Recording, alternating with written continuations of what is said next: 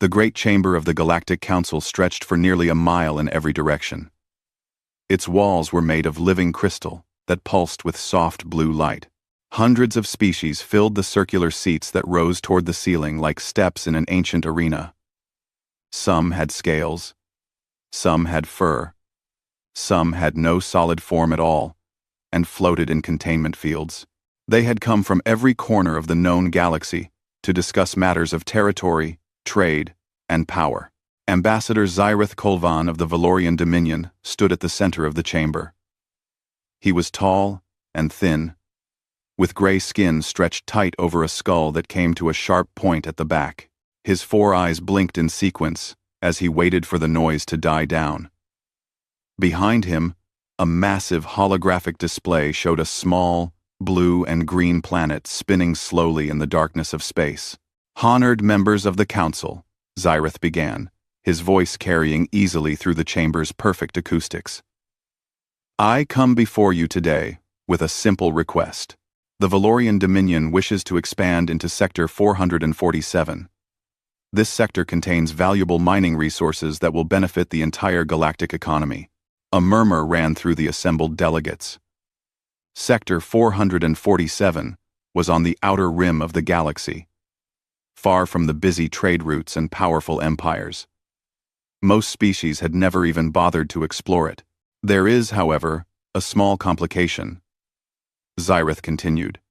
He pressed a button on his wrist device, and the holographic display changed. Now it showed a creature standing upright on 2 legs. It had no scales, no claws, no visible weapons on its body. Its skin was soft and exposed. It had only 2 eyes, positioned on the front of its round head. "This is a human," Xyrith said. "They have recently colonized a world in Sector 447. They call it New Helsinki." The Drenari ambassador leaned forward. She was covered in thick green scales and had survived 3 assassination attempts. Very little surprised her anymore. "And what do you know of these humans?" she asked. Xyrith smiled, showing rows of small, sharp teeth. "Very little, because there is very little to know. They achieved interstellar travel less than 100 years ago. They have no natural armor, no venom, no claws or fangs. They require sleep for approximately 1/3 of their existence. They die from temperature changes that most of us would find merely uncomfortable." He paused for effect. "They are, in simple terms, one of the weakest species we have ever encountered." Laughter rippled through the chamber. The Korvathi delegate, a massive creature with 4 arms and skin like stone, slapped his knee. "And you need council approval to deal with these soft creatures?" he bellowed. "Just brush them aside and take what you want." Xyrith nodded slowly. "That is precisely what I intend to do. But protocol requires that I inform the council before any military action against a spacefaring species, no matter how primitive. I am asking for formal approval to claim the human colony and its resources. If they resist, we will pacify them." The vote was quick. One by one, the species of the Galactic Council pressed their approval buttons. The motion passed unanimously. No one objected. No one asked questions. The humans were simply too small, too weak, and too far away to matter. As the delegates filed out of the chamber, the Drenari ambassador paused beside Xyrith. A word of caution. Ambassador," she said quietly. "I once read a file on these humans. They have an interesting history." Xyrith waved his hand dismissively. "All species have interesting histories. What matters is their capabilities, and their capabilities are nothing." The Drenari ambassador studied him for a long moment. "Perhaps," she said, "but the file mentioned something curious. These humans, on their homeworld, they were once prey, small and weak, as you say. Yet somehow, they became the dominant species. They killed creatures 10 times their size. They spread across every corner of their planet. They even killed each other in numbers that should have ended their species entirely. Yet they survived. Does that not concern you?" Xyrith laughed. "Old stories and legends. Every species has them. The Valorian Dominion has conquered 43 species. These humans will simply be number 44. The Drenari ambassador said nothing more. She simply walked away, her scales clicking against the crystal floor. She had tried to warn him. That would have to be enough. 12,000 light-years away, on a small planet covered in forests and lakes, a little girl named Sophia ran through her family's garden. She was 7 years old. With dark, curly hair, and a gap where her 2 front teeth had fallen out. In her hands, she carried a piece of paper covered in colorful drawings. "Papa! Papa!" she shouted. "Look what I made at school today." Her father, Anders, looked up from the vegetables he was planting. He was a tall man with kind eyes and dirt on his hands. He had come to New Helsinki 15 years ago as part of the first wave of colonists. He had helped build the roads, the schools, and the hospitals. He had met his wife Maria here, and together they had created a life. "What do you have there, little one?" he asked, wiping his hands on his pants. Sophia thrust the paper toward him. It showed 4 stick figures holding hands under a yellow sun. "It's us," she said proudly. "That's you. And that's Mama. And that's baby Eric. And that's me." Anders felt his heart swell. He picked up his daughter and held her close. "It's beautiful," he said. "The most beautiful thing I've ever seen. We should hang it on the wall." From inside the house, Maria's voice called out, "Dinner is ready. Come inside before it gets cold." Anders carried Sophia toward the house. The sun was setting, painting the sky in shades of orange and pink. In the distance, he could see the lights of the colony's main city, beginning to flicker on. 30,000 people lived on New Helsinki now. It wasn't a big number by galactic standards, but to Anders, it felt like home. They sat down at the dinner table together. Maria had made stew with vegetables from their garden. Baby Eric sat in his high chair, making a mess with his food. Sophia talked endlessly about her day at school, about her friends, about a butterfly she had seen during lunch. It was an ordinary evening, a perfect evening. None of them noticed the stars beginning to disappear. One by one, blocked out by massive shapes descending through the atmosphere. The first explosion came without warning. The windows of the house shattered inward. Anders threw himself over Sophia, shielding her with his body. Maria screamed and grabbed Eric from his chair. The ground shook as more explosions rocked the colony. Through the broken window, Anders could see the sky filled with ships. They were enormous, each one larger than the colony's biggest building. Lights flashed from their undersides, and wherever those lights touched, fire erupted. "We have to run," Anders said, his voice steady despite the fear in his heart. "We have to get to the bunkers." They ran out into chaos. People were everywhere, screaming, crying, trying to find their loved ones. The ships above continued their bombardment without mercy. Anders saw a school collapse, children still inside. He saw a hospital take a direct hit. He saw people he had known for years turn to ash in an instant. He ran faster, holding Sophia's hand so tight that his knuckles turned white. The bunker was 3 blocks away. They were so close. Anders could see the entrance, could see other families rushing inside. Just a little further. Just a few more steps. The light hit them without warning. Anders felt nothing. One moment he was running, holding his daughter's hand. The next moment, there was only silence and darkness. The last thing he saw was Sophia's drawing, somehow still clutched in his other hand, the 4 stick figures still holding hands under the yellow sun. The attack lasted 6 hours. When it was over, 12,000 human beings were dead. The colony of New Helsinki was nothing but smoke and ashes. The Valorian soldiers walked through the ruins, scanning for survivors. They found very few. Admiral Torvex stood on the bridge of his flagship, the Eternal Dominion, and watched the destruction with satisfaction. The operation had gone exactly as planned. Minimal resistance, no casualties on the Valorian side. The humans had died like the weak creatures they were. "Send a message to Earth," he ordered. "Inform them that their colony has been claimed by the Valorian Dominion. They have one standard month to surrender all remaining colonies and submit to our rule. If they refuse, they will be exterminated." His communications officer nodded and began preparing the transmission. Admiral Torvex returned to his quarters to rest. It had been a long day, but a successful one. Soon, the Valorian Dominion would control all of Sector 447. The humans would either surrender or die, and either outcome was acceptable. He did not bother to learn the names of those he had killed. They were just numbers to him. Statistics. Acceptable losses in the pursuit of expansion. He did not know about Sophia's drawing. He did not know about Anders and Maria and baby Eric. He did not know that in the ashes of New Helsinki, a rescue team would eventually find that drawing, somehow preserved despite the flames. They would find it still clutched in the remains of a father's hand, and they would weep. He did not know any of this, but he would learn. On Earth, the message arrived at 3:47 a.m. Greenwich Mean Time. Within minutes, every government on the planet had been notified.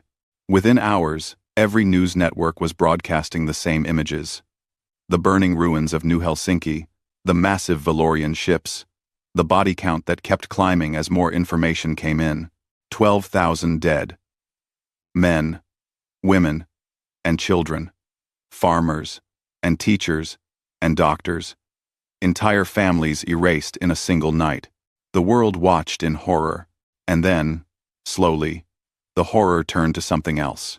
The emergency session of the United Nations was the largest in human history. Every nation sent representatives. Enemies who had not spoken in decades sat side by side. Old grudges, ancient hatreds, generations of distrust, all of it melted away in the face of what had happened. When the Valorian demand was read aloud, surrender or be exterminated, there was silence in the chamber. Then someone laughed. It was not a happy laugh. It was the kind of laugh that comes before violence. The kind of laugh that means someone has made a terrible mistake. One by one, other voices joined in. The laughter spread through the chamber, growing louder and louder until it echoed off the walls. Delegates from countries that had been at war for centuries laughed together. They laughed at the absurdity of the demand. They laughed at the arrogance of creatures who thought they could threaten humanity and expect submission. When the laughter finally died down, the Secretary General rose to speak. "I believe," she said calmly, "that our response should be clear."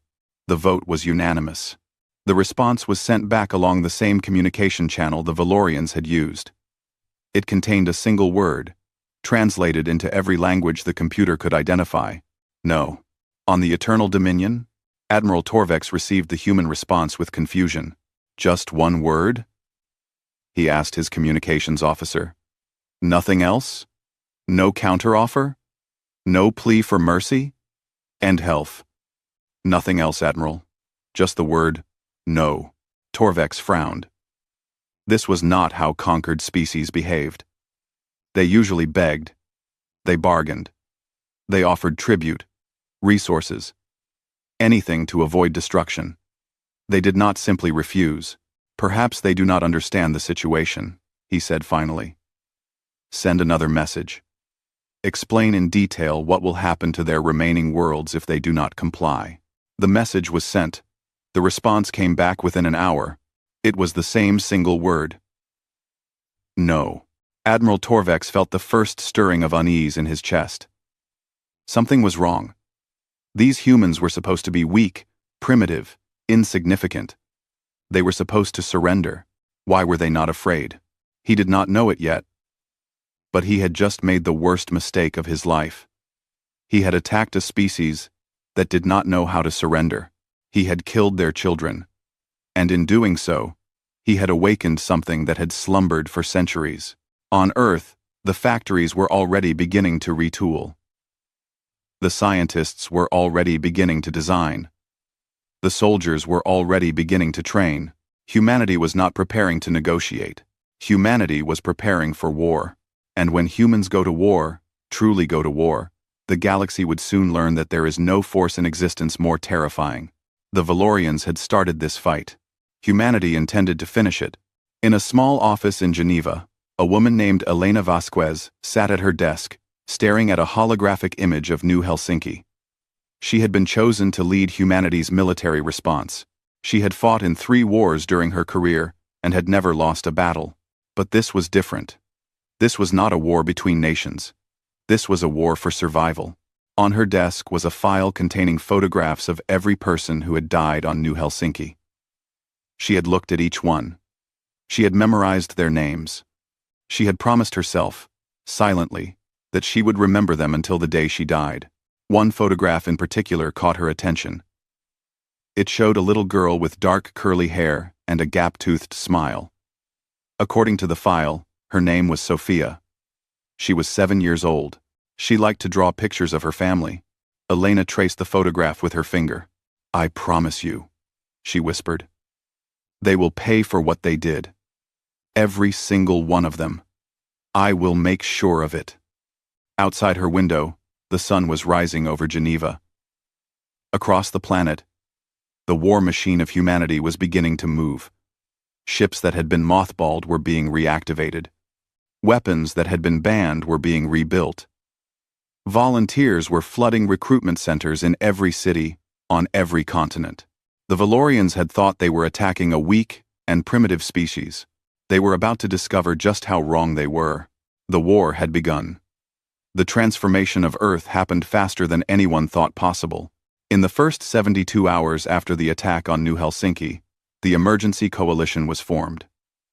Nations that had threatened each other with nuclear weapons just weeks before now shared military secrets freely. Factories that had built cars and televisions and children's toys shut down overnight and reopened to build weapons, armor, and warships. There was no arguing. There was no debate. There was no time for politics.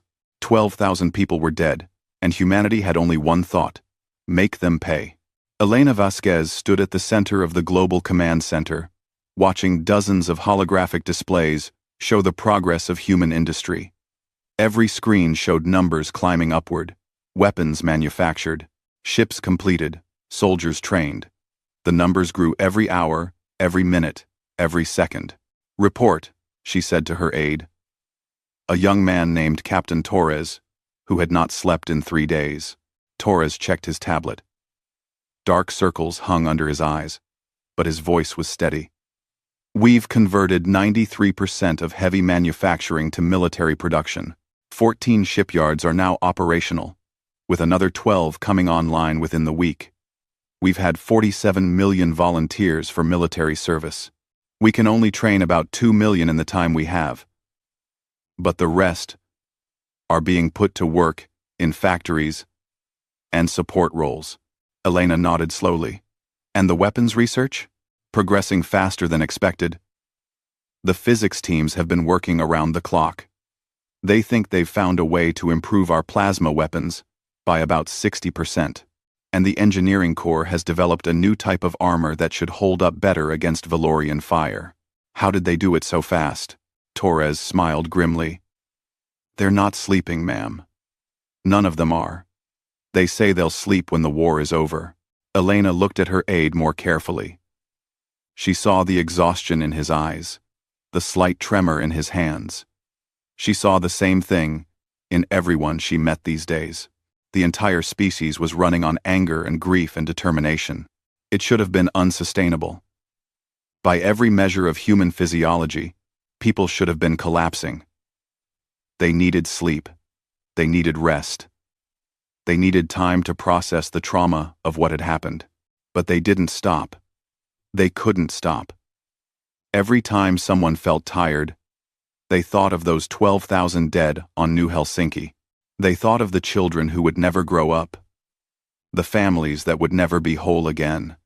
And somehow, they found the strength to keep going. This was something the Valorians had not understood. They had calculated human endurance based on normal conditions. They had not accounted for what happened when humans were pushed beyond their limits. They had not accounted for rage. On the Eternal Dominion, Admiral Torvex was growing concerned. 2 weeks had passed since the attack on New Helsinki. He had expected human surrender within days. Instead, he had received nothing but silence. His scouts reported strange activity in human space, but they could not get close enough to see what was happening. The few that tried did not return. "I want a full intelligence report," he ordered his science officer, a thin female named Sethix, who specialized in analyzing alien species. "Everything we know about these humans, their psychology, their history, their capabilities. Something is wrong, and I want to understand what." Sethix worked for 3 days straight, gathering data from every source available to the Valorian Dominion. When she finally presented her report, Admiral Torvex wished she had taken longer. "The humans are more complex than we initially assessed," Sethix began, her voice careful and measured. "They evolved on a high-gravity world with extreme environmental conditions. They are not the strongest species on their planet, nor the fastest. They survived through 2 primary mechanisms." She pressed a button, and a holographic image appeared, showing a group of primitive humans chasing a large animal across an open plain. First, persistence hunting. Humans cannot outrun most prey, but they can outlast it. They simply follow their target for hours, sometimes days, until it collapses from exhaustion. Their bodies are designed for endurance over speed. Admiral Torvex shifted uncomfortably in his seat. "And the second mechanism? Pack bonding." Another image appeared, showing humans gathered around a fire, holding spears, and watching the darkness around them. Humans form intense emotional connections with their family groups. These connections drive them to extreme behavior when the group is threatened. They will sacrifice themselves for their pack. They will fight far beyond their physical limits. They will pursue threats until those threats are eliminated, regardless of the cost to themselves. "Interesting," Torvex said slowly. "But surely this applies only to their immediate family units. We attacked a colony, not a family." Sethix hesitated. "That is where the situation becomes concerning, Admiral. Human pack bonding is not limited to genetic relatives.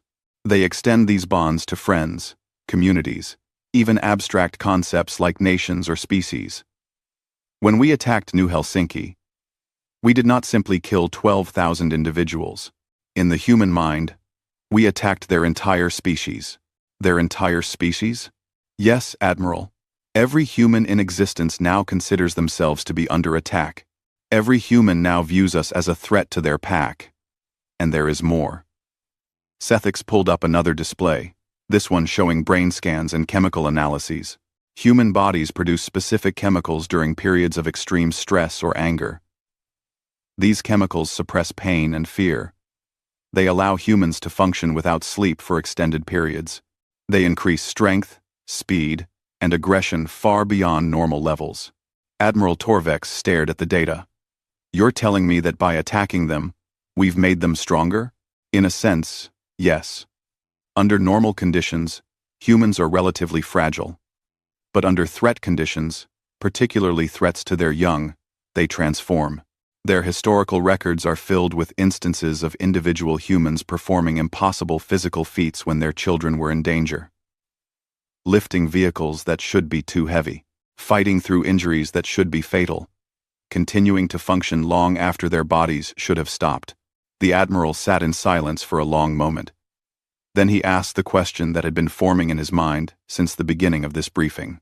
What happened to the other predators on their homeworld? The ones that were larger and stronger than the humans? Sethix looked at him with something that might have been fear. "The humans killed them, Admiral. All of them. Every major predator species on Earth was driven to extinction by humans. And they didn't just hunt them for food. Historical records indicate that humans would specifically target creatures that threatened their communities and pursue them until none were left. They have a word for it." "What word?" "Revenge."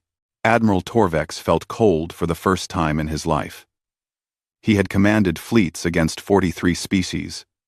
He had seen enemies that were faster, stronger, better armed than the Valorians.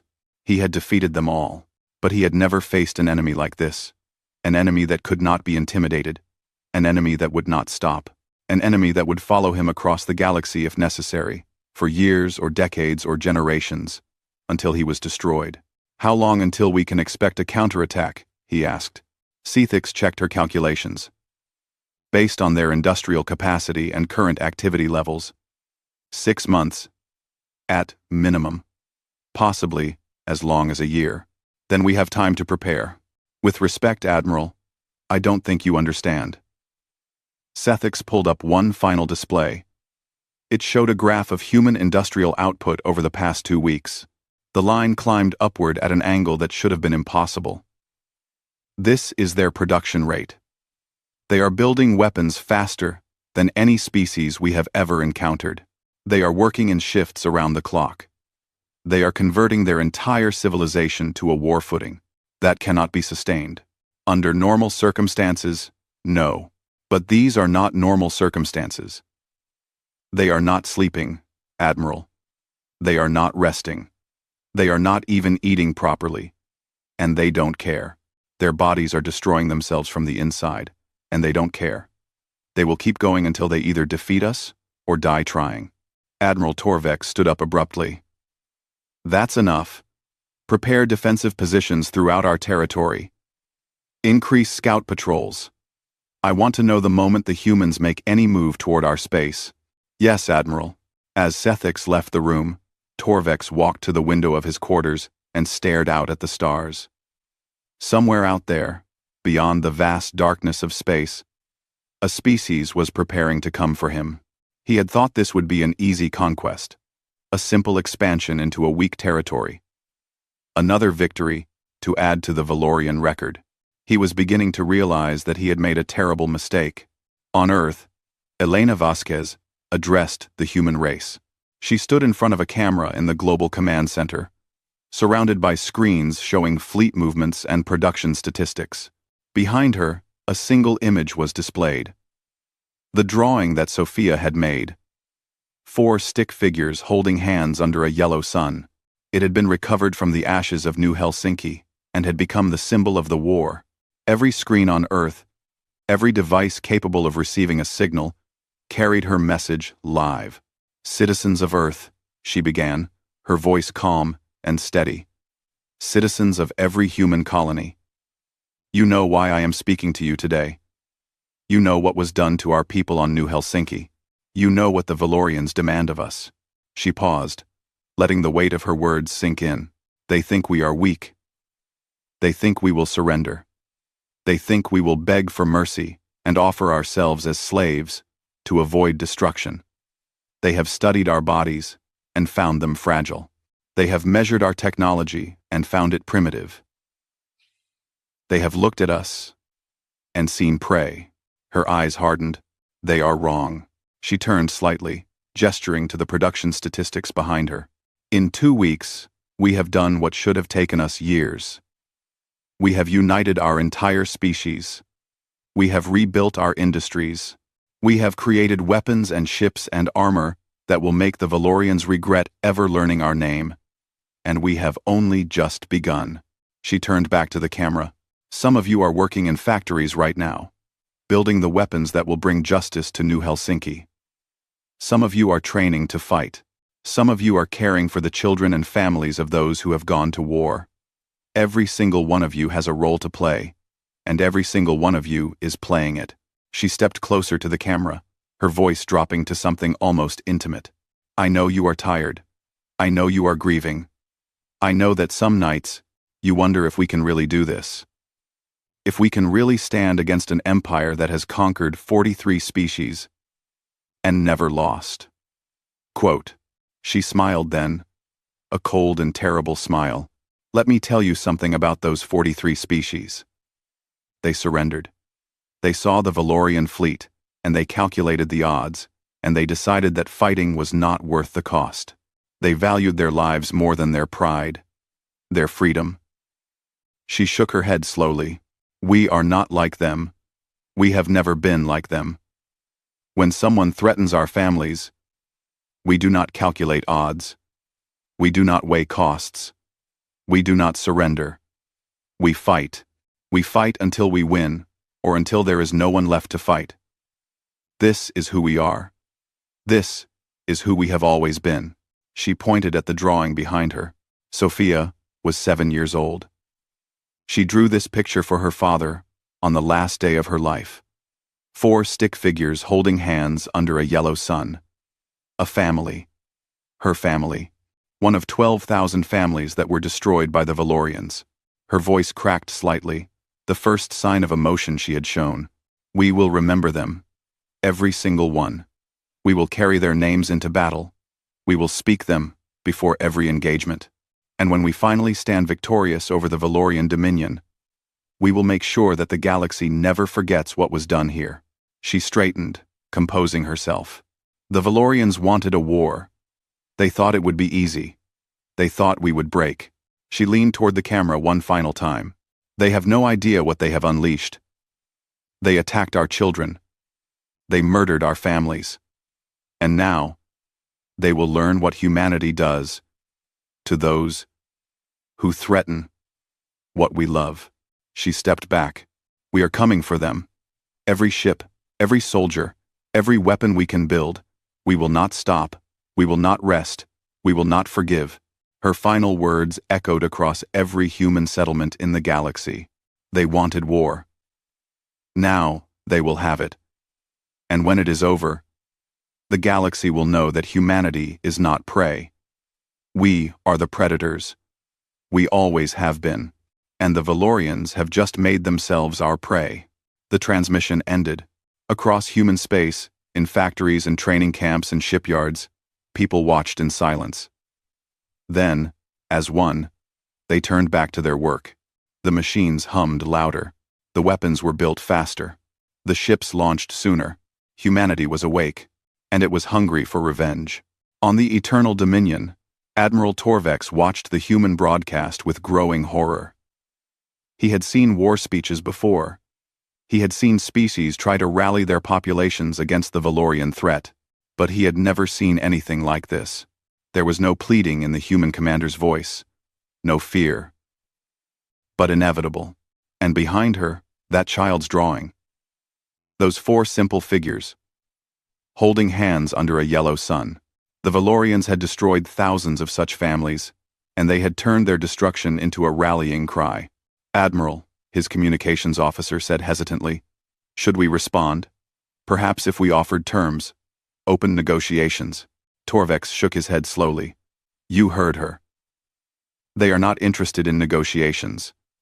They are not interested in terms. They want one thing. What is that, Admiral? Torvex turned away from the screen, his 4 eyes troubled. Us. They want us. All of us. Every Valorian who was involved in the attack on New Helsinki. Every commander who approved the operation. Every soldier who fired a weapon. He sat down heavily in his command chair. And I am beginning to think that they will not stop until they have us. The bridge was silent. Somewhere in the darkness of space, the human war machine continued to build.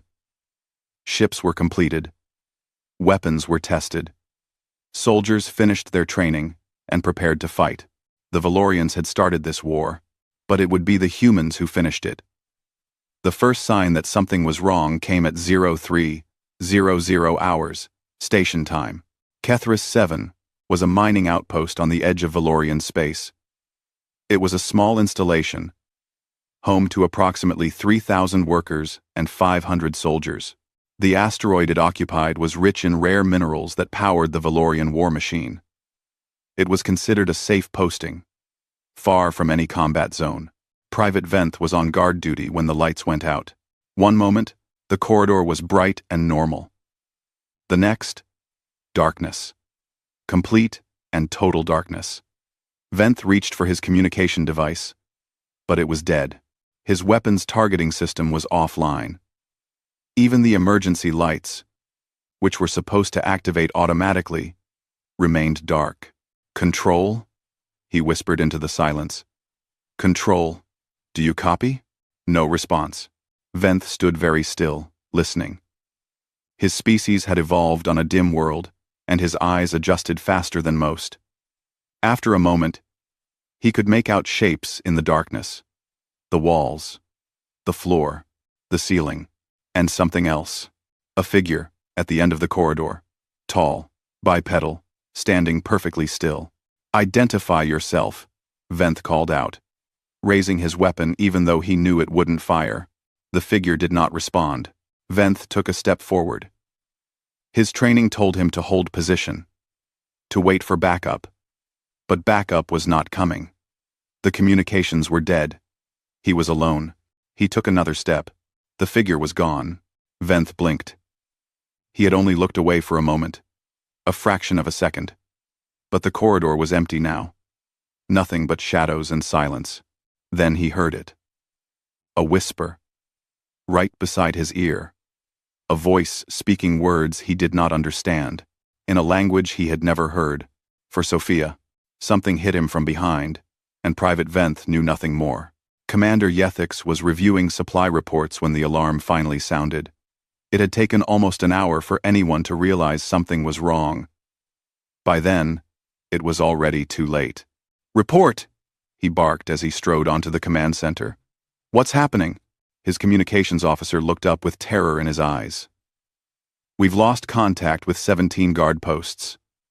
Power is out in sectors 4 through 12. And..." He swallowed hard. "We've found bodies, Commander." "How many?" 43 so far. All killed silently. No weapon fire. No signs of struggle. They were just eliminated. Yethix felt cold.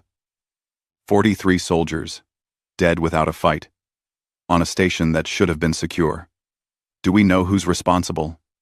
Security footage is offline, but we managed to restore a few seconds from one camera.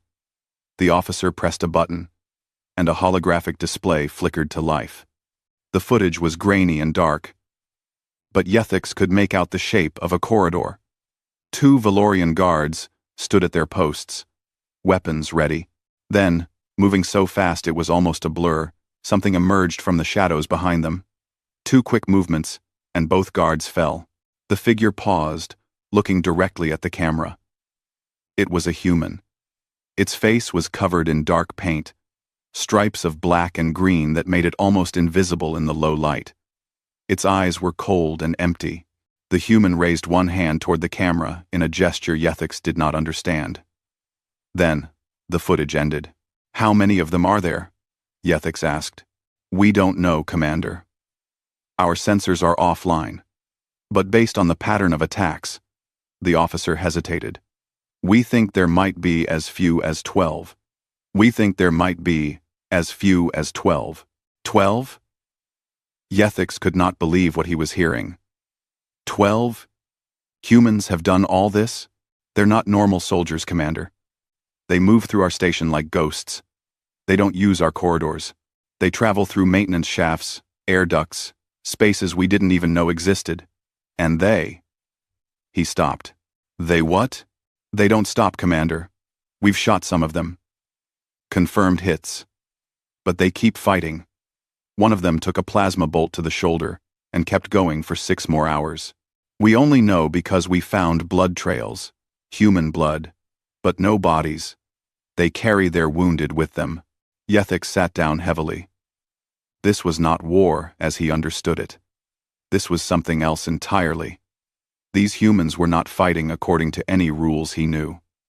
They were fighting like predators, hunting prey.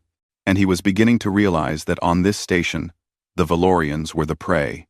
Sergeant Maria Chen moved through the darkness, like a shadow. She had been on Kethris 7 for 16 hours now.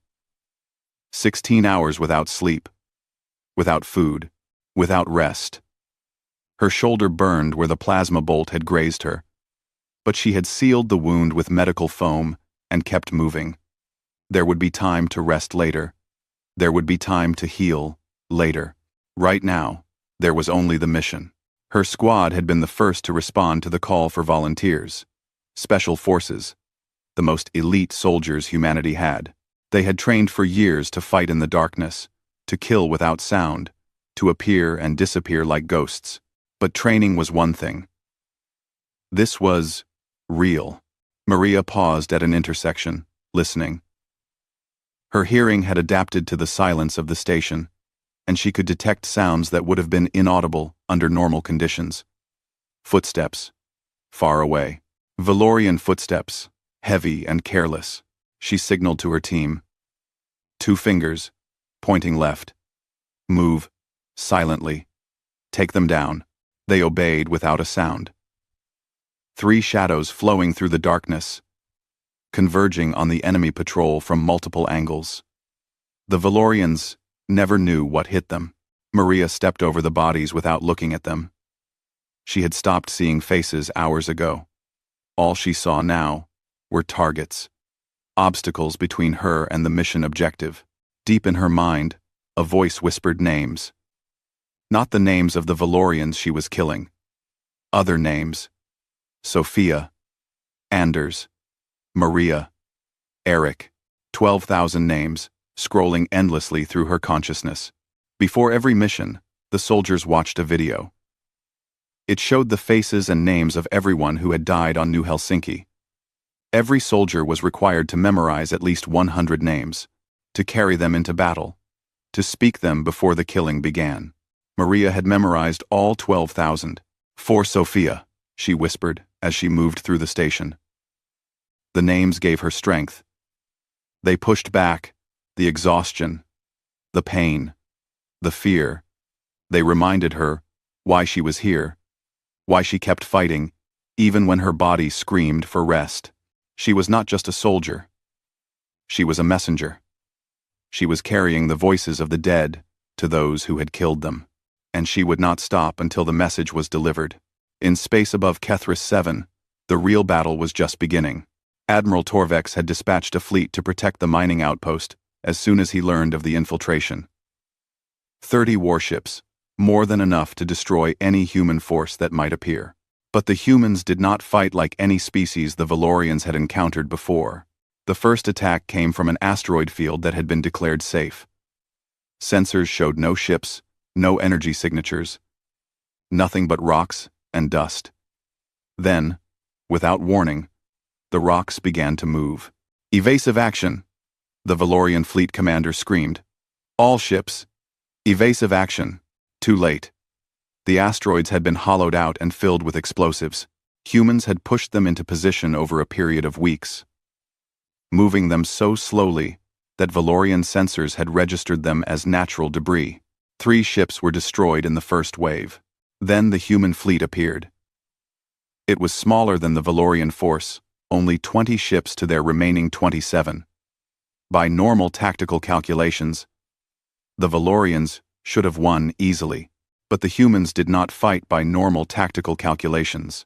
Their ships moved in patterns that made no sense. They ignored defensive formations. They took risks that should have been suicide. One human destroyer, its weapons destroyed, and its hull burning, flew directly into the hangar bay of a Valorian carrier. The resulting explosion destroyed both ships. They're insane, the Valorian commander whispered. They're completely insane. They're completely insane. He was wrong. The humans were not insane. They were simply operating by a different set of rules. Rules that said victory was more important than survival. Rules that said every dead Valorian was worth any price. The battle lasted 4 hours. When it was over, both fleets were crippled. The Valorians had lost 18 ships. The humans had lost 15. By any normal measure, it was a draw. But the humans did not see it that way. They saw that they had faced a superior force and stood their ground. They saw that they had killed more than they had lost. They saw that the Valorians could bleed, and that was all they needed to see. Admiral Torvex received the news in his quarters, alone. 18 ships lost. Kethris 7 effectively neutralized. And reports coming in from across Valorian space of similar attacks. Small teams of humans, infiltrating stations and outposts, hitting supply lines, destroying infrastructure. They were not trying to conquer territory. They were trying to break the Valorian war machine one piece at a time. And it was working. Torvex pulled up a map of Valorian space. Red dots marked the locations of confirmed human attacks.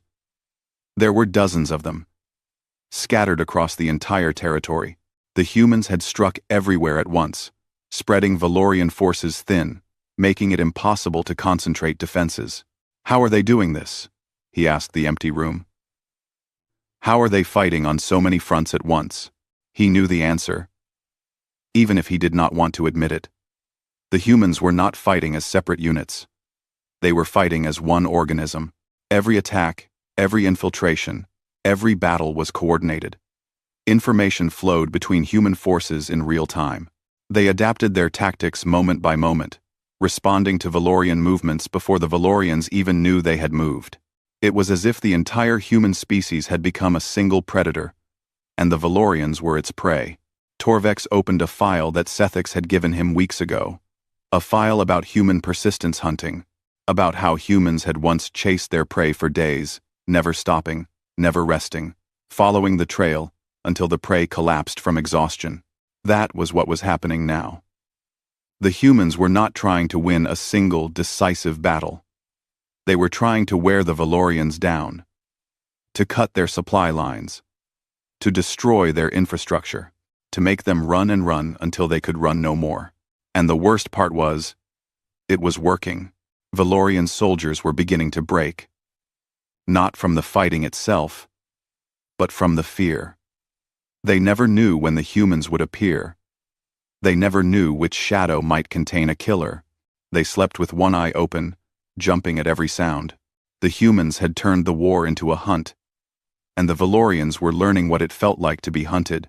On the human flagship Remembrance, Elena Vasquez reviewed the latest reports with grim satisfaction. The war had been going on for 8 months now. 8 months of constant fighting, constant pressure, constant loss. Human casualties were mounting. Ships were being destroyed faster than they could be built. Resources were running low, but they were winning. Admiral Chen's forces have secured the Kethris sector, Captain Torres reported. The Valorian supply lines have been cut. Their fleet is pulling back to defensive positions. Elena nodded. And the ground operations? Proceeding according to plan. We've liberated 3 mining colonies and destroyed 4 military installations. Valorian morale is collapsing. Their soldiers are surrendering in increasing numbers. Not enough, Elena said quietly. Torres looked at her uncertainly. Ma'am, it's not enough. Surrenders don't bring back the dead. Destroyed ships don't rebuild New Helsinki. We need to end this war. Decisively. Completely. She pulled up a holographic map of Valorian space. At its center, a single world glowed with a soft purple light. Valoria Prime. Their homeworld. The center of their civilization. As long as it stands, they'll keep fighting. They'll rebuild their fleets, train new soldiers, and come for us again. Torres swallowed. You're talking about an invasion of their homeworld. I'm talking about ending the war. Elena turned to face him. I don't want to kill civilians. I don't want to destroy their culture. I just want to make sure they can never threaten humanity again. And if they don't surrender? Elena's eyes hardened. Then we keep fighting until they do. However long it takes. However many it costs. We will not stop until this is over. She turned back to the map. Begin planning the final offensive. I want a complete battle plan within the month. Every ship, every soldier, every resource we have. We're going to hit them with everything we've got.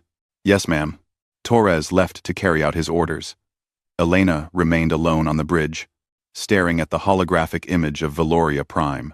In her hand, she held a small piece of paper. A child's drawing, showing 4 stick figures, holding hands under a yellow sun. She had carried it with her since the beginning of the war.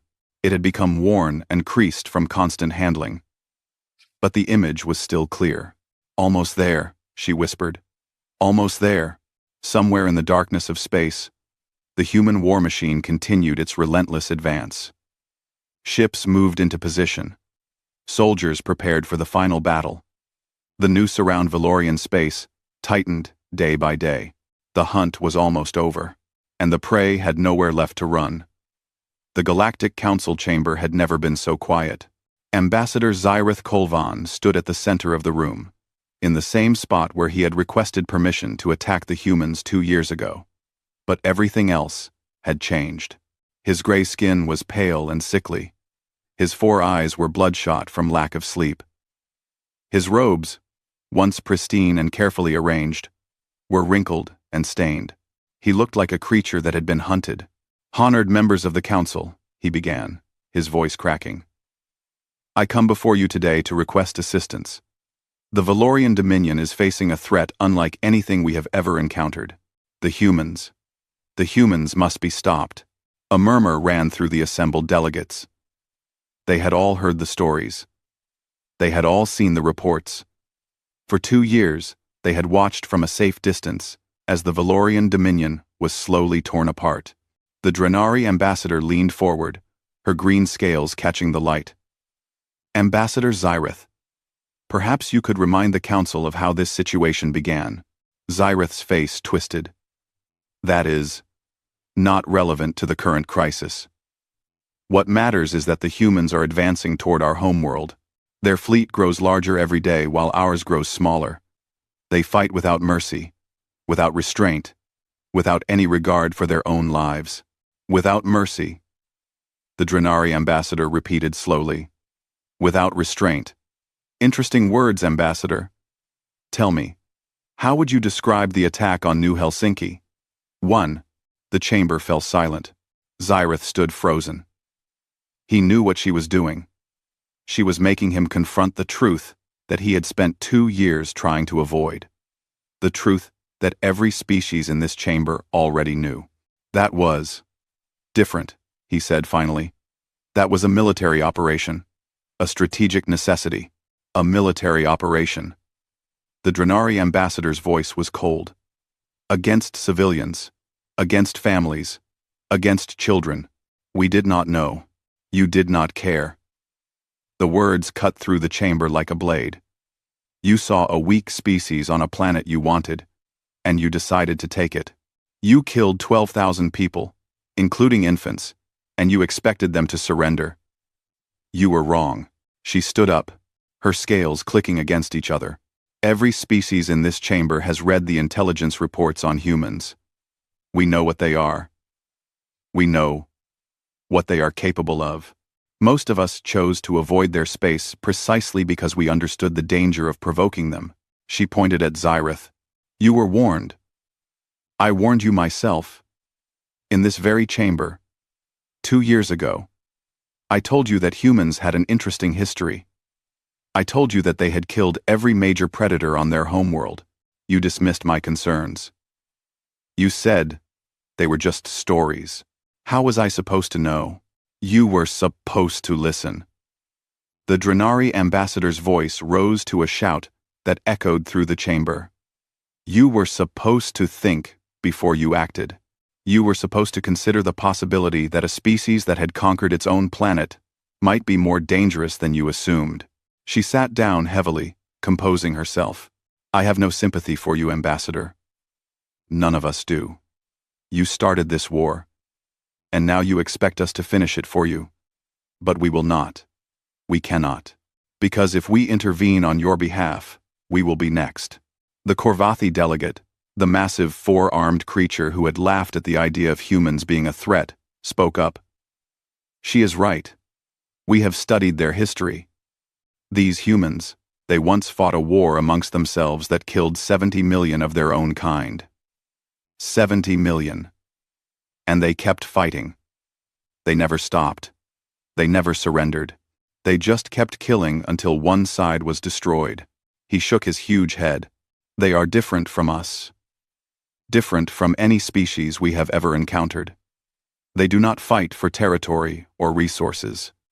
They fight for ideas, for emotions, for revenge. And there is nothing more dangerous in this galaxy than a creature that fights for revenge." Zyrith looked around the chamber desperately. "There must be something you can do. Some way to stop them. If the Valorian Dominion falls, the humans will not stop there. They will come for all of you." The chamber considered this in silence. Finally, the Thalassian ambassador spoke. He was an ancient creature. his body half submerged in a tank of liquid that kept him alive. He had witnessed the rise and fall of a dozen empires. You misunderstand, Ambassador. The humans are not coming for us. They are coming for you. They have made it very clear that their war is with the Valorian Dominion and no one else. They have even sent diplomatic messages to several of us, assuring us that they have no aggressive intentions toward any species that did not participate in the attack on New Helsinki. Diplomatic messages? Yes. Quite polite. Actually. They explained their situation, their goals, and their terms for peace. They said they do not want conquest. They do not want empire. They just want justice for their dead. Zyrith felt the ground shifting beneath his feet. And you believed them? We studied them. We observed their behavior. And yes, we believe them. The humans are not like us. They do not seek power for its own sake. They simply want to be left alone. Unfortunately for you, you did not leave them alone. You attacked their children. And now you must face the consequences. The Drenari ambassador spoke again. There is something you should understand, Ambassador. Something that might help you comprehend why we will not intervene. Humans have a saying. They say that there is nothing more dangerous than a parent protecting their young. She paused. Every human in the galaxy now sees themselves as a parent of New Helsinki. Those 12,000 dead are their children. All of them. Every human soldier who fights, every worker who builds weapons, every leader who plans strategy. They all carry those names with them. They speak them before battle. They write them on their weapons. They tattoo them on their bodies. Her voice dropped to almost a whisper. You did not just kill 12,000 people, Ambassador. You created 12,000 martyrs. And the humans will never forget them. Never. Not in 100 years. Not in 1,000. They will remember New Helsinki until the end of their species. And as long as they remember, you will never be safe. Zyrith stood in the center of the chamber, surrounded by species that had once respected and feared the Valorian Dominion. Now they looked at him with something worse than contempt. They looked at him with pity. Is there nothing you can offer? He asked, his voice barely a whisper. The Thalassian ambassador considered for a moment. We can offer you advice, Ambassador. Surrender. Accept whatever terms the humans demand. Cooperate fully with their investigation into the attack on New Helsinki. Hand over every commander and soldier who participated. And pray that it is enough. Surrender? The word tasted like ash in Zyrith's mouth. The Valorian Dominion has never surrendered. In 43 conquests, we have never, then you will be destroyed. The words hung in the air. Final and absolute. The humans will not stop. They cannot stop. They are not built that way. As long as there is a single Valorian soldier who participated in New Helsinki still alive, they will keep fighting. And even if you somehow manage to defeat their current fleet, they will simply build another, and another, and another. They will keep coming, until one side is completely destroyed. The Korvathi delegate nodded grimly. I have seen the projections. Even if you somehow won every battle from now until the end of the war, the humans would still outlast you. Their population is larger, their industrial base is stronger, and their will to fight is infinite. But most importantly, the Drenari ambassador added, they have nothing to lose. You took everything from them when you attacked New Helsinki. Their innocence, their sense of safety, their belief that the galaxy was a place where they could live in peace. Now they know the truth. And that knowledge has transformed them into something that cannot be stopped. The vote was quick and unanimous. No assistance would be offered to the Valorian Dominion. Each species would maintain strict neutrality in the human-Valorian conflict. As the delegates filed out of the chamber, the Drenari ambassador paused beside Zyrith. I told you, she said quietly. 2 years ago, I warned you. You should have listened. She walked away without another word. Zyrith stood alone in the empty chamber, surrounded by silence. Above him, The living crystal walls pulsed with their soft blue light. Indifferent to his despair, he had come looking for salvation. He had found only condemnation. The galaxy had made its choice, and the Valorian Dominion would face the humans alone. On the human flagship Remembrance, Elena Vasquez received news of the Council's decision with grim satisfaction. They refused to help, Captain Torres reported. Every species voted against intervention. The Valorians are on their own, Elena nodded slowly. It's what I expected. No one wants to make themselves a target. Some of the other species have even sent us messages of support, unofficially, of course. The Drenari ambassador in particular seems to have a very low opinion of the Valorians. She tried to warn them. Before the attack, I read the transcript. Elena's voice was distant, thoughtful. She told them about our history, about what we are. They didn't listen. She turned to look at the tactical display. The human fleet was massed at the edge of Valorian space, ready for the final push. 2 years of fighting had brought them here. 2 years of blood and tears and sacrifice. How many have we lost? She asked. Torres checked his tablet.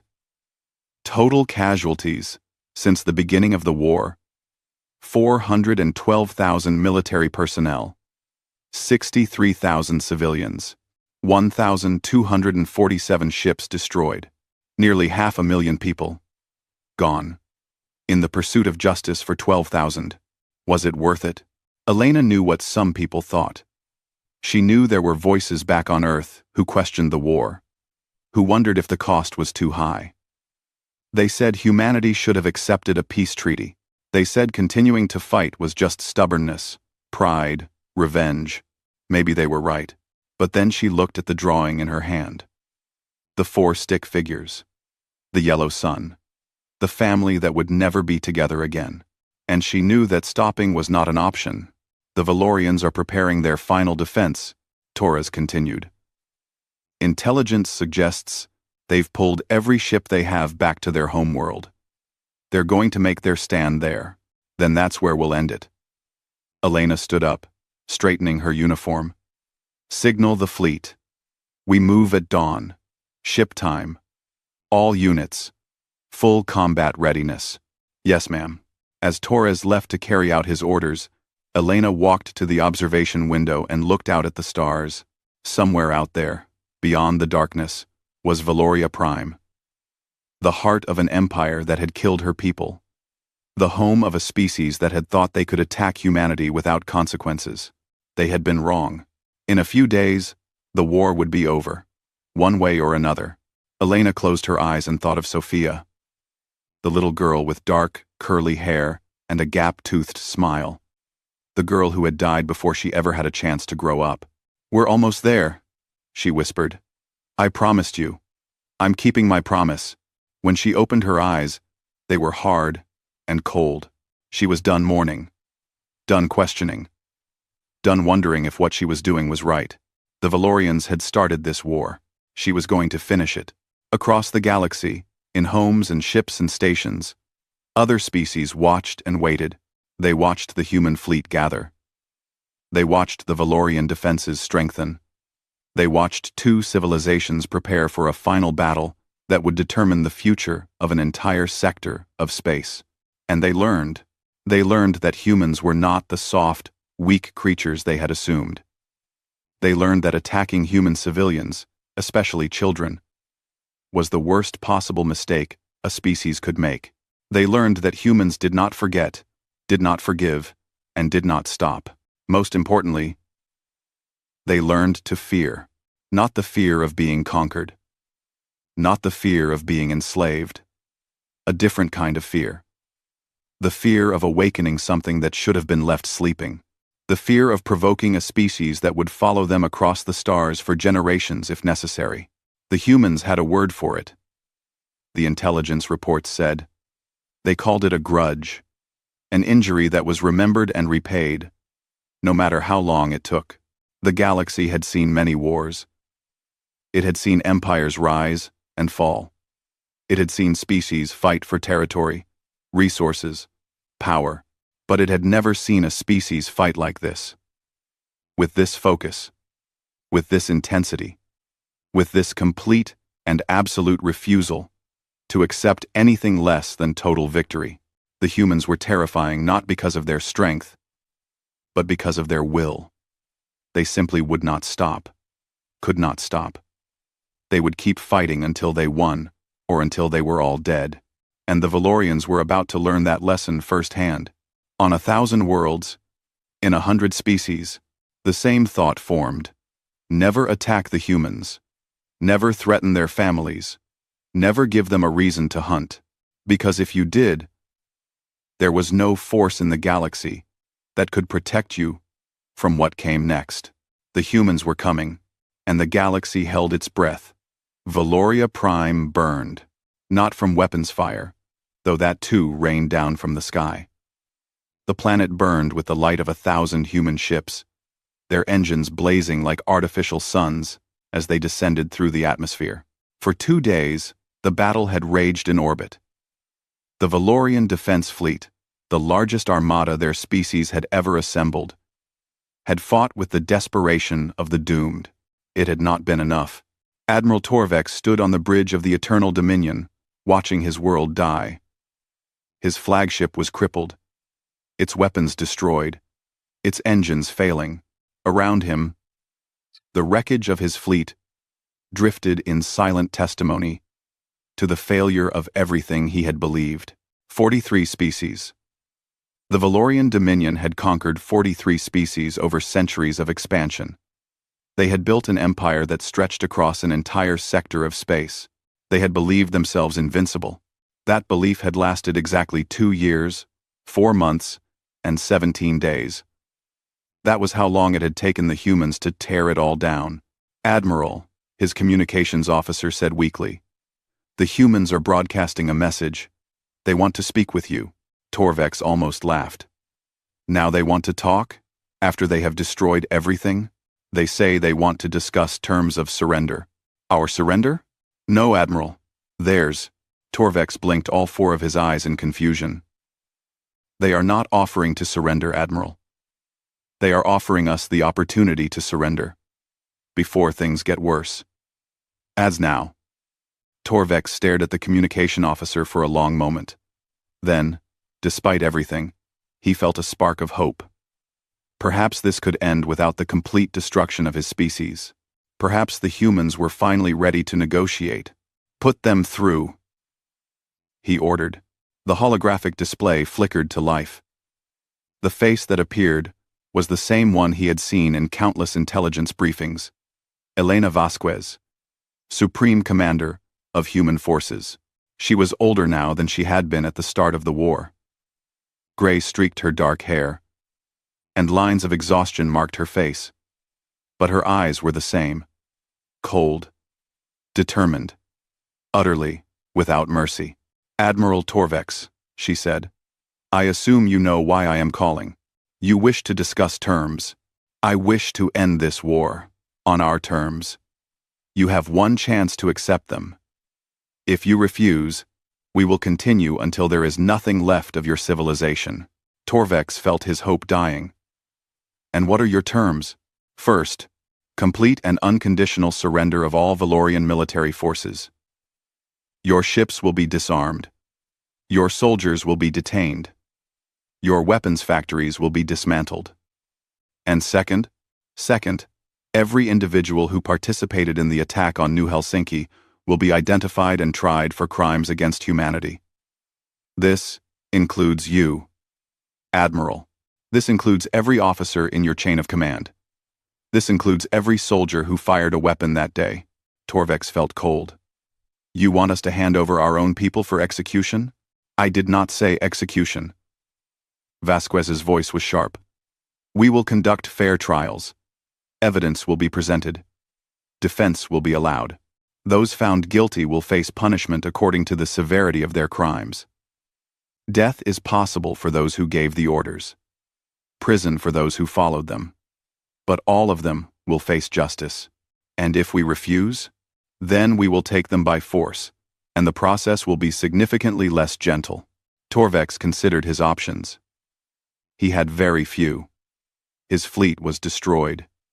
His planet was surrounded. The human ground forces were already landing in the major cities, meeting resistance that grew weaker by the hour. "Is that all?" he asked finally. "No, there is one more thing." Vasquez's expression changed. Something passed across her face that might have been pain.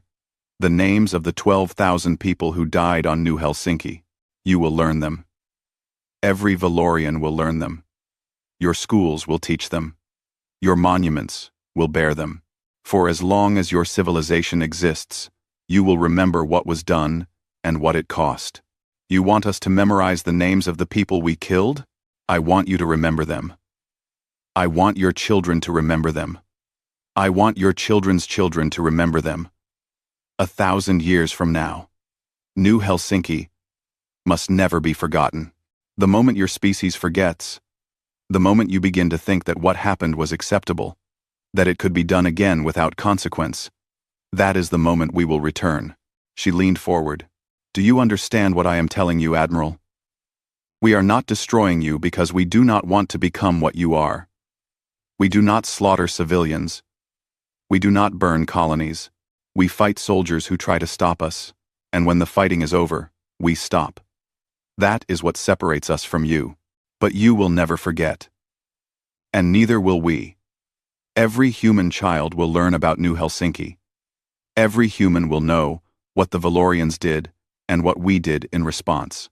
This is our guarantee that it will never happen again." Memory. The most powerful weapon in the galaxy. Torvex stood in silence for a long moment. Then, slowly, he lowered his head. "We accept your terms," he said. "The Valorian Dominion surrenders." The surrender ceremony took place 3 days later in the Great Plaza of Valoria Prime's capital city. The city was scarred but intact. Human forces had been careful to minimize civilian casualties. They had targeted military installations, government buildings, defensive positions, not homes, not schools, not hospitals. The contrast with New Helsinki could not have been more stark. Elena Vasquez stood at the center of the plaza, surrounded by human soldiers in their black and gray armor. Across from her, Admiral Torvex and the surviving members of the Valorian High Command knelt in the traditional posture of defeat. Their weapons lay at their feet. Their heads were bowed. Above them, a massive holographic display showed 12,000 faces. They scrolled past slowly, one after another. Each face was accompanied by a name, an age, and a brief description. Sophia, age 7. Loved to draw. Anders, age 42. Helped build the colony. Maria, age 39. Made the best stew in the neighborhood. Eric, age 2. Had just learned to walk. The faces continued to scroll as Vasquez spoke. "We gather here today to mark the end of a war that should never have begun. 2 years ago, the Valorian Dominion attacked a peaceful human colony. They killed 12,000 people, including 4,000 children. They expected us to surrender." She paused, letting the words hang in the air. They were wrong. She gestured to the faces above her. "These are the dead of New Helsinki. Farmers and teachers and doctors, mothers and fathers and children. They did not die in battle. They did not die fighting for conquest or glory. They died in their homes, in their schools, in their beds. They died because the Valorian Dominion decided that their lives did not matter." Quote. She turned to face Torvex directly. "Admiral Torvex, you commanded the fleet that destroyed New Helsinki. You gave the order to fire on civilian targets. You are responsible for the deaths of 12,000 innocent people."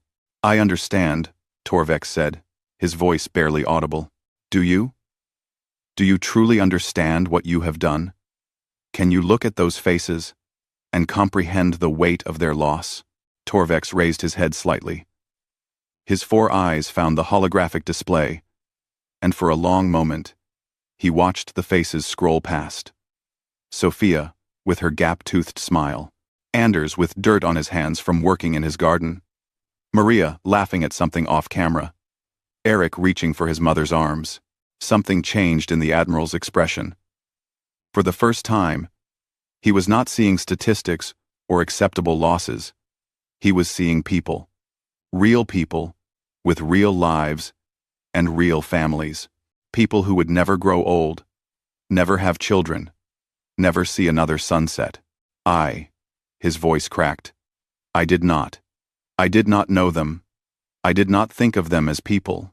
They were just numbers. Obstacles to be removed. And now, Torvex looked at the faces again. Tears began to stream from all four of his eyes. Now I see them. Now I understand. He lowered his head. I am sorry. I know it means nothing. I know it cannot bring them back.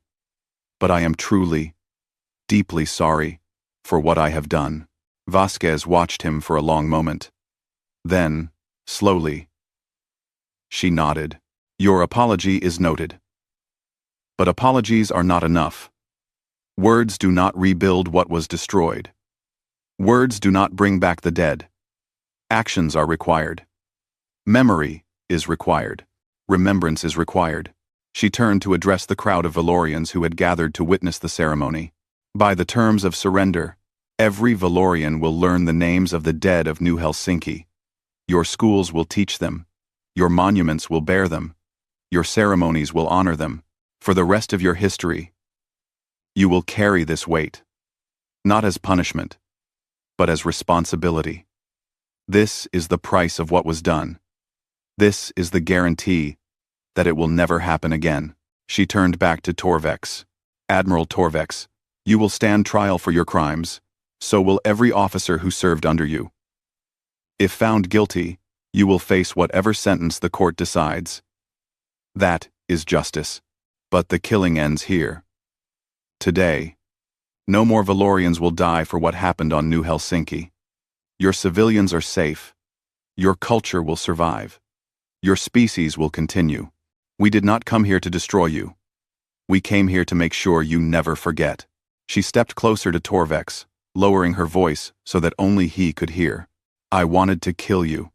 Every day for 2 years, I dreamed of it. I imagined my hands around your throat, watching the light fade from your eyes. It would have been so easy, so satisfying. Torvex looked up at her, waiting. But then I thought of Sophia, the little girl whose drawing I have carried since the beginning of this war. She was 7 years old. She drew pictures of her family. She had no hatred in her heart. She just wanted to be happy and safe and loved. Vasquez's voice softened. I asked myself, what would she want? Would she want more death? More destruction? More children growing up without parents? More families torn apart by war? She shook her head. No. She would want peace. She would want the fighting to stop. She would want us to be better than those who hurt her. She stepped back. So that is what we will do. We will be better. We will show mercy where you showed none. We will spare lives where you took them, not because you deserve it, but because we refuse to become what you are. She turned away. The war is over. Remember why it was fought. Remember what it cost. The message was broadcast across the galaxy 1 week later. Every species, every world, every ship received it simultaneously. It was not a threat. It was not a demand. It was simply a statement, delivered in a calm voice by the human supreme commander. We are humanity. 2 years ago, a hostile species attacked one of our colonies. They killed 12,000 of our people, including thousands of children. They expected us to surrender. We did not. Instead, we fought. We fought for 2 years across a dozen star systems. We lost nearly 500,000 of our own. But in the end, we won. Not through cruelty or genocide, but through determination, unity, and an absolute refusal to accept defeat. The war is now over. The Valorian Dominion has surrendered. Their commanders will face justice. Their people will remember what was done. And we will ensure that it never happens again. To every species in this galaxy, we offer this message. We do not seek conquest. We do not seek empire. We want only to live in peace, to explore the stars, to build a future for our children. If you leave us alone, we will leave you alone. If you trade with us, we will trade with you. If you offer friendship, we will accept it. But if you attack us, if you threaten our families, if you harm our children, then know this: there is no force in this galaxy that will protect you from what follows. We are humanity. We remember, and we do not forgive. The message ended. Across the galaxy, species that had watched the war from a safe distance considered what they had witnessed. They had seen a weak, primitive species transform into something unstoppable. They had seen the Valorian Dominion, conqueror of 43 species, brought to its knees in just over 2 years, and they learned the lesson that the Valorians had learned too late. Never attack humanity. Never threaten their children. Never give them a reason to hunt, because if you did, they would come for you. They would find you, and they would never, ever stop. On the bridge of the Remembrance, Elena Vasquez stood at the observation window and looked out at the stars. The war was over. The dead were avenged. The galaxy had learned to fear humanity. But the cost had been so high. She held Sophia's drawing in her hands, the paper worn nearly transparent from 2 years of constant handling. The 4 stick figures still held hands under the yellow sun, a family frozen in a moment of happiness that had been shattered by weapons, fire, and greed. "I kept my promise," she whispered. "I brought them justice. I hope it was enough." The stars offered no answer. They simply burned in the darkness, cold and distant and eternal. Elena Vasquez folded the drawing carefully and placed it in her pocket. Then she turned away from the window and walked off the bridge, leaving the war behind her. But she would never forget New Helsinki. None of them would. Not the humans, who would carry the memory of their dead across the centuries. Not the Valorians, who would teach the names